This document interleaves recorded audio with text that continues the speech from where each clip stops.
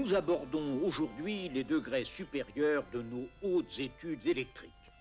Alors, résumons les choses pour ceux qui n'étaient pas là. Dès que sur une source de tension U, mesurée en volts, on branche une résistance R, mesurée en ohms, il passe un courant I. Il passe un courant I, dis-je. Un courant I mesuré en ampères. Oui, d'accord, on sait bien que les électrons vont du moins au plus. Mais les messieurs qui avaient découvert l'électricité ne connaissaient pas encore les électrons. Ils avaient décidé que l'électricité allait du plus au moins et avaient basé toutes leurs formules là-dessus. Comme on a gardé leurs formules, on a gardé aussi le sens conventionnel du courant qu'ils avaient choisi. Le courant est le même en tout point du circuit, sans cela, ce ne serait pas un circuit. Mais ces trois grandeurs sont excessivement liées. Par exemple, R étant fixe, si U augmente, I augmente. Si c'est U qui est fixe, quand R augmente, alors là, I diminue. De sorte que dans tout circuit élémentaire, dès que l'on connaît de quelconque des variables, on calcule facilement la troisième. Ceci grâce à un petit jeu de construction fort simple qui vous permet de retrouver toutes les formules dont on a besoin.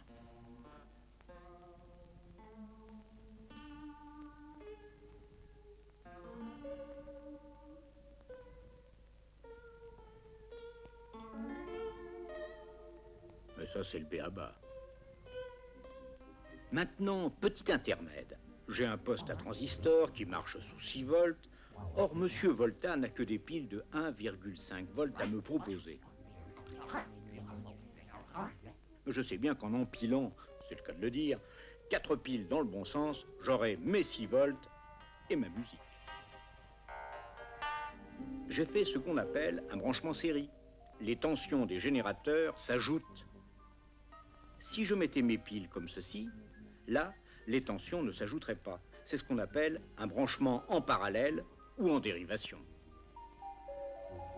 Série ou parallèle, les deux façons de brancher des générateurs dans un circuit.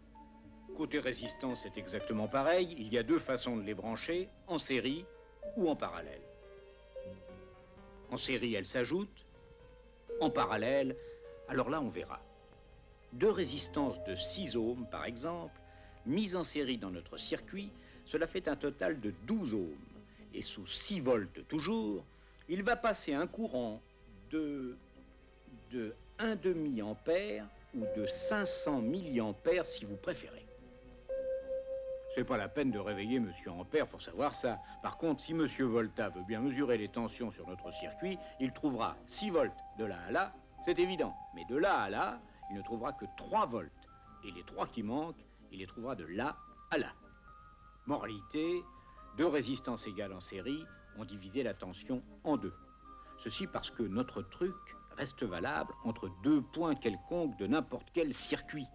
Et les tensions aux bornes, comme on les appelle, de deux résistances égales parcourues par un même courant, sont évidemment égales. Et maintenant, les parallèles. Vous avez pu remarquer, mesdames et messieurs, que les résistances, c'est un peu comme les passoires ou les entonnoirs. Si une passoire P laisse passer un certain courant de sauce tomate S, deux passoires bout à bout en laissent passer 2 fois moins. Côte à côte, il en passera 2 fois plus. De sorte que si une résistance de 6 ohms sous 6 volts laisse passer un courant de 1 ampère, il y a fort à parier que deux résistances de 6 ohms en parallèle laisseront passer un courant de 2 ampères à L2. Cette fois, Monsieur Ampère peut venir nous le confirmer. En série, deux résistances égales se partagent la tension. En parallèle, elles se partagent le courant.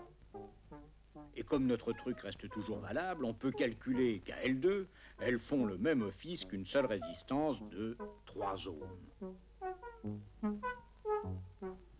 Ainsi, quand deux résistances égales sont mises en série, elles font une résistance totale 2 fois plus grande. Mises en parallèle, elles font une résistance équivalente, 2 fois plus petite. Et quand elles ne sont pas égales, qu'est-ce qu'elles vont faire, à votre avis? Vous trouverez peut-être d'ici la prochaine fois.